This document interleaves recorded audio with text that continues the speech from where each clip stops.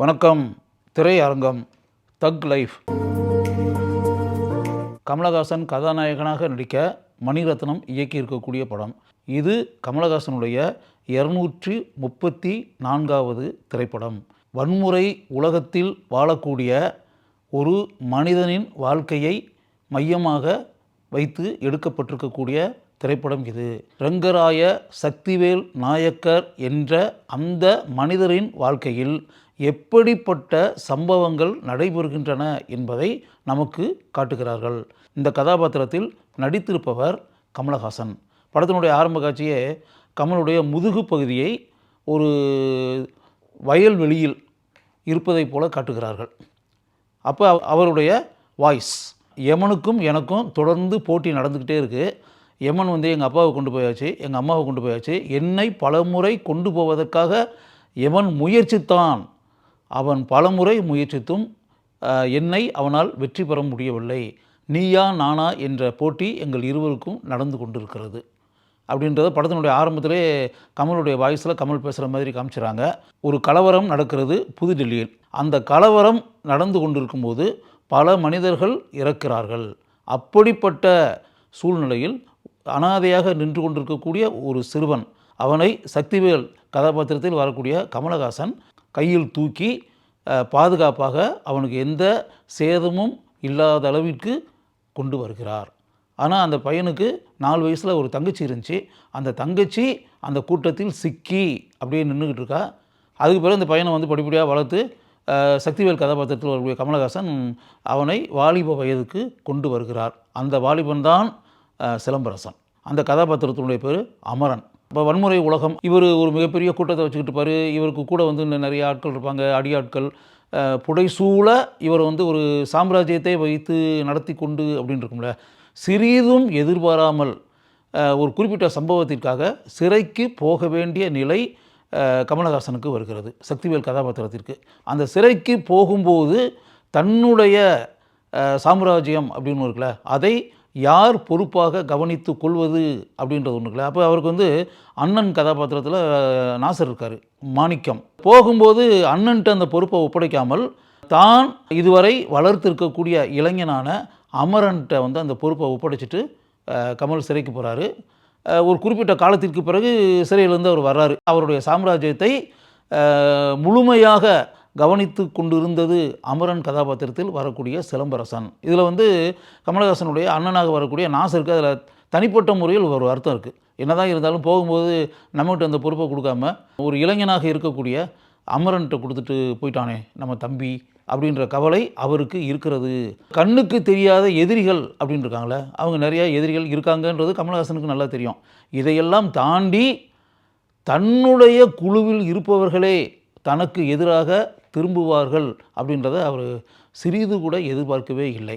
அவருடைய அண்ணனையும் சேர்த்து நேபாளத்திற்கு அவர்கள் கமலஹாசனை அழைத்து செல்கிறார்கள். அமரனாக வரக்கூடிய சிலம்பரசன்ட்ட ஒரு தகவலை காதில் போட்டுறாங்க. என்ன அப்படின்னா, சிலம்பரசன் சிறுவனாக இருக்கும்போது அவனுடைய தந்தை சுட்டு கொல்லப்பட்டு அப்படின்றல, அந்த சுட்டு கொன்னதே கமலஹாசன் தான், சக்திவேல் கதாபாத்திரம் தான் அப்படின்ற மாதிரி சொல்லிடுறாங்க. சதி திட்டம் தீட்டக்கூடிய கூட்டம் இருக்குல்ல, அந்த கூட்டத்தில் தன்னையும் அமரன் கதாபாத்திரம் இணைத்து கொள்கிறது. பனிமழை பெய்து கொண்டிருக்கக்கூடிய மலைப்பகுதியில் சக்திவேலை இவங்க எல்லாமே தாக்கி மலையிலிருந்து கீழே தள்ளிவிட்டு பனிச்சரிவில் அவர் சிக்கி பனிக்குள் அவர் மாட்டி அப்படின்ற மாதிரி சுச்சுவேஷன் அவர் இறந்தாச்சு அப்படின்ற முடிவோடு இவங்கெல்லாம் ஊருக்கு திரும்பி வந்துடுறாங்க. 2 வருடங்களுக்கு பிறகு அப்படின்னு படத்தில் காட்டப்படுகிறது. கமலஹாசன் இறக்கலை, சக்திவேல் கதாபாத்திரம் இறக்கவில்லை. அவர் சிலரால் காப்பாற்றப்பட்டு தற்காப்பு பயிற்சிகள் அவருக்கு கொடுக்கப்பட்டு இப்போ அவர் மீண்டும் செயல்பட ஆரம்பிக்கிறார். தனக்கு எதிராக சதி திட்டம் தீட்டியவர்கள் அவங்களெல்லாம் போட்டு தள்ளணும். அப்படி திட்டம் தீட்டிய பிறகு முதல்ல ஒரு மனிதனை போட்டு தள்ளுறாரு. அதுக்கு பிறகு ஜோஜு ஜார்ஜ் அந்த கதாபாத்திரத்தை அவர் தீர்த்து கட்டி ஓடிக்கிட்டு இருக்கக்கூடிய ஒரு ரயில் மீது தூக்கி விட்டு எறிகிறார். ஜோஜு ஜார்ஜ் இறக்கிறார். அதற்கு பிறகு தன்னுடைய சொந்த அண்ணன் என்று கூட பார்க்காமல் நாசரை ஒரு பாலத்தின் உச்சியிலிருந்து கீழே இருக்கக்கூடிய நீருக்குள் தாவி குதிக்கும்படி செய்கிறார். அதற்கு பிறகு எஞ்சி இருப்பது சிலம்பரசன் மட்டும்தான். எதிர்பாராத திருப்பம் அப்படின்றது என்னென்னா, அந்த 4 வயசில் சிலம்பரசனுடைய தங்கச்சி அப்படின்றல சந்திரா என்ற அந்த கதாபாத்திரத்தை சிறிதும் எதிர்பாராமல் சக்திவேல் கதாபாத்திரத்தில் வரக்கூடிய கமலஹாசன் சந்திக்கக்கூடிய ஒரு நிலை உண்டாகிறது. அந்த கதாபாத்திரத்தில் நடிச்சிருக்கிறது ஐஸ்வர்யா லக்ஷ்மி. படத்தினுடைய ஃபினிஷிங்கில் ஆரம்ப காட்சிகள் வாக்களித்ததின்படி அண்ணனாக இருக்கக்கூடிய சிலம்பரசனிடம் தங்கையாக வரக்கூடிய சந்திரா கதாபாத்திரத்தில் வரக்கூடிய ஐஸ்வர்யா லக்ஷ்மியை சேர்த்து வைக்கிறார். ஆனால் சேர்த்து வைக்கக்கூடிய நிமிடத்தில் சிறிதும் எதிர்பாராத ஒரு திருப்பம் இந்த திரைப்படத்தில் உண்டாகிறது. அதற்கு முன்பே கமலஹாசன் தான் குற்றமற்றவர், சிலம்பரசனுடைய தந்தையை தான் கொல்லவில்லை என்பதை முக பாவனையிலேயே வெளிப்படுத்தி விடுகிறார். படத்தினுடைய ஆரம்பம் வயலில் ஆரம்பித்தது அப்படின்ற படத்தினுடைய ஃபினிஷிங் வயலில் முடிகிறது. ஒரு குடும்ப கதையாக ஆக்ஷன் ஓரியன்ட் ஃபில்மாக மணிரத்னம் பண்ணியிருக்காரு. கதாபாத்திரங்கள் ஆழமாக செதுக்கப்படவில்லை, காட்சிகள் ஆழமாக செதுக்கப்படவில்லை, கதாபாத்திரங்களுக்கு இடையே இருக்கக்கூடிய உறவுகள் ஆழமாக செதுக்கப்படவில்லை. இப்போ கமலஹாசனுடைய அண்ணன் கதாபாத்திரம், கமலஹாசன் நாசர், அந்த 2 பேரும் நடிச்சிட்டு இருக்கக்கூடிய கதாபாத்திரங்கள் இருக்குல்ல, அந்த 2 கதாபாத்திரங்களுக்கு இடையே இருக்கக்கூடிய உறவு ஆழமாக திரைக்கதையில் உருவாக்கப்படவில்லை. கமலஹாசனுக்கும் சிலம்பரசனுக்கும் இடையே இருக்கக்கூடிய உறவில் ஆழம் இல்லை. கமலஹாசனுடைய மனைவியாக வரக்கூடிய அபிராமிக்கும் இடையே அந்த உறவு இருக்கு இல்லையா, அதுவும் ஆழமாக சித்தரிக்கப்படவில்லை. சக்திவேல் கதாபாத்திரத்தில் வரக்கூடிய கமலஹாசன் தன்னுடைய முழு திறமையையும் படத்தில் செலுத்தி இருக்கிறார். அருமையாக நடித்திருக்கிறார், ஆழமாக நடித்திருக்கிறார். கதாபாத்திரத்திற்கு தன்னுடைய பண்பட்ட நடிப்பால் அருமையாக உயிர் தந்திருக்கிறார். சிலம்பரசன் ஏற்று நடித்திருக்கக்கூடிய அமரன் கதாபாத்திரம் ஆழமாக இல்லாததால் அவர் நடிப்பில் பெரிய அளவில் முத்திரை பதித்திருக்கிறார் என்று நம்மால் கூற முடியவில்லை. கமலஹாசனுடைய மனைவி ஜீவாவாக வரக்கூடிய அபிராமி தான் வரக்கூடிய காட்சிகளில் தன்னுடைய நடிப்பு திறமையை அருமையாக வெளிப்படுத்தி இருக்கிறார். இந்த திரைப்படத்தில் இந்திராணி என்ற கதாபாத்திரத்தில் த்ரிஷா வருகிறார். அந்த கதாபாத்திரம் எதற்கு இந்த திரைப்படத்தில் வருகிறது என்பதையே நம்மால் உணர முடியவில்லை. த்ரிஷா அந்த கதாபாத்திரத்தில் சிறப்பாக நடித்திருந்தால் கூட அந்த கதாபாத்திரம் எதற்கு என்று நமக்கு தோன்றுவதால் த்ரிஷாவை நம்மால் ரசிக்க முடியாமல் போகிறது.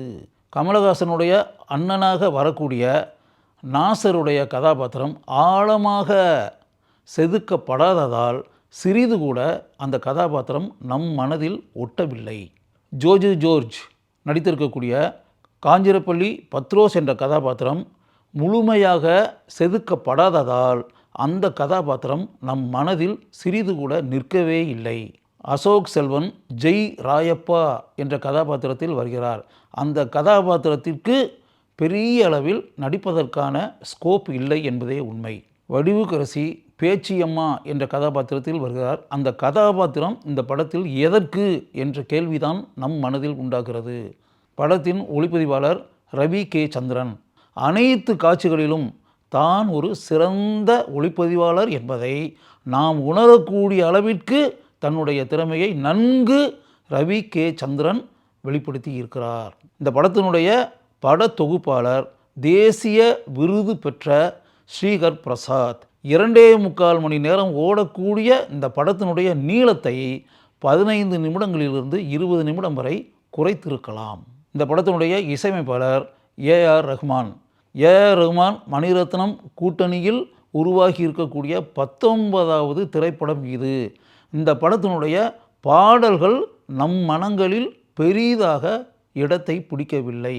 ரீரிகார்டிங் பரவாயில்லை என்று கூறக்கூடிய அளவிற்கு ஏஆர் ரஹ்மான் தன்னுடைய இசையமைப்பை செய்திருக்கிறார். இந்த படத்தின் சண்டை காட்சிகளை அருமையாக செய்திருக்கிறார்கள் என்று பாராட்டக்கூடிய அளவிற்கு அன்பறிவு சகோதரர்கள் செய்திருக்கிறார்கள். மணிரத்னத்தின் இயக்கத்தில் கமலஹாசன் நடித்திருக்கிறார் அப்படின் போதே மக்கள் மத்தியில் ஒரு மிகப்பெரிய எக்ஸ்பெக்டேஷன் உண்டாகும் இல்லையா? அந்த எக்ஸ்பெக்டேஷனோட தான் படம் பார்க்க எல்லாருமே வந்திருக்காங்க. எக்ஸ்பெக்டேஷன் ரொம்ப அதிகம்.